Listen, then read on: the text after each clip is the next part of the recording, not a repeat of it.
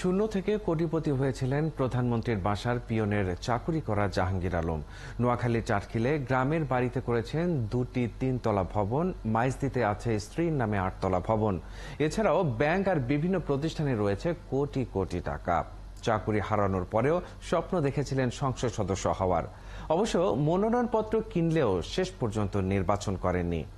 মিজানুর রহমানের তথ্য ও ছবিতে প্রতিবেদন।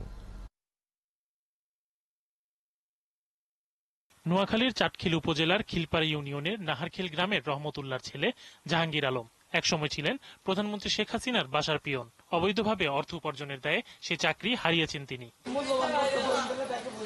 গ্রামের বাড়িতে জাহাঙ্গীরের আছে দুটি 3 তলা ভবন। নোয়াখালীর মাইজদিতে 8 তলা ভবন করেছেন স্ত্রীর নামে। চাটখিল সোনাইমুড়ি সড়কের পাশেও আছে তার বিপুল পরিমাণ সম্পত্তি। প্রধানমন্ত্রীর বাসা থেকে চাকরি হারালেও সংসদ সদস্য হওয়ার স্বপ্ন দেখেছিলেন জাহাঙ্গীর।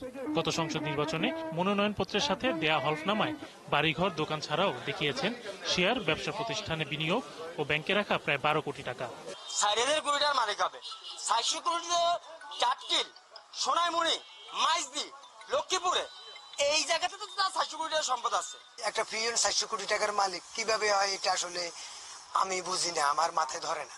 আমরা সবাই গ্রামবাসীরা হতভম্ব, উনি কিভাবে 400 কোটি টাকার মালিক হন, একজন পিয়ন কিভাবে 400 কোটি টাকার মালিক। চাটখিলবাসী জানতো প্রধানমন্ত্রীর কাছের মানুষ ছিলেন জাহাঙ্গীর। সেটি কাজে লাগিয়েই সম্পদ করেছেন। হয়েছিলেন নোয়াখালী জেলা আওয়ামী লীগের সহসভাপতি। স্থানীয় রাজনীতিতে তৈরি করেছিলেন নিজস্ব বলয়।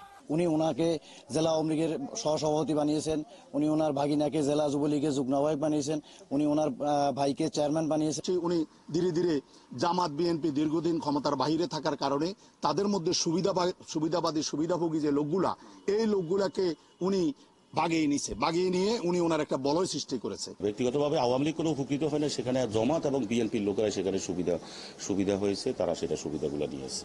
400 কোটি টাকার মালিক হয়েছেন এক পিয়ন। প্রধানমন্ত্রীর এমন কথায় চমকে উঠেছেন জাহাঙ্গীরের এলাকাবাসী। তাদের কথা, এত সম্পদ কিভাবে উপার্জন করে একজন পিয়ন? এই টাকার উৎস কোথা থেকে, আমরা এটার সঠিক আইনি তদন্তের মাধ্যমে এটির একটি তদন্ত চাই। প্রধানমন্ত্রীর ভাষ্য হিসাবে বুঝছে যে উনি 400 কোটি টাকা না আরো বেশি টাকার মালিক। বা দুদকের মাধ্যমে এটা তদন্ত করে এটা সঠিক একটা তথ্য বা সঠিক একটা বিচার আমরা আশা করি। জাহাঙ্গীর অবশ্য শেষ পর্যন্ত নির্বাচন করেননি। দুর্নীতি দমন কমিশন তার বিরুদ্ধে অবৈধ সম্পদ অর্জনের তদন্তে নেমেছে। এমন খবর পেয়েই দেশ ছেড়ে চলে যান যুক্তরাষ্ট্রে। এখন সেখানেই অবস্থান করছেন তিনি। শরীফ আজাদ প্রীতম, ৭১।